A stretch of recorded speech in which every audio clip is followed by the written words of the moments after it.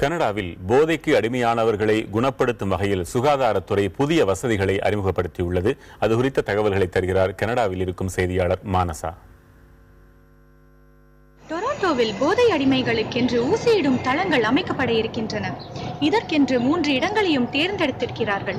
ஏற்கனவே வான்கூவரில் இதுபோல் 2 தளங்கள் பல வருடங்களாக இருக்கின்றன. இதை டொரண்டோவில் செயல்படுத்த முன்னாள் மேயர்கள், டாக்டர்கள் மற்றும் நர்சுகள் ஆதரவும் தெரிவித்திருக்கின்றனர். டொரண்டோவில் அளவுக்கு அதிகமாக போதை மருந்தை பயன்படுத்துவதால் நேரும் மரணங்கள் அதிகரித்தே இருக்கின்றன. இந்த தளங்களால் இதுபோல் மரணங்களின் எண்ணிக்கையை குறைத்துவிடலாம் என்று எதிர்பார்க்கப்படுகிறது. மேலும் ஏற்கனவே உபயோகித்த ஊசிகளை மீண்டும் உபயோகிப்பதை குறைத்துவிட்டு இரத்தத்தால் பரவும் HIV, ஹெப்பாட்டிட்டிஸ் C போன்ற நோய்களையும் குறைத்துவிடலாம் என்று நம்பப்படுகிறது. இந்த ஊசியிடும் தளங்களில் போதை அடிமைகள் அவர்களுடைய சட்டவிரோதமான போதை மருந்துகளை எடுத்து வந்து நர்சுகளுடைய கண்காணிப்புடன் எடுத்துக்கொள்ளலாம் என்று திட்டமிட்டிருக்கிறார்கள். இதனால் எமர்ஜென்சி அறைகளின் தேவைகள் குறைந்து பொது சுகாதார செலவுகளும் குறைந்துவிடும் என்று எதிர்பார்க்கப்படுகிறது.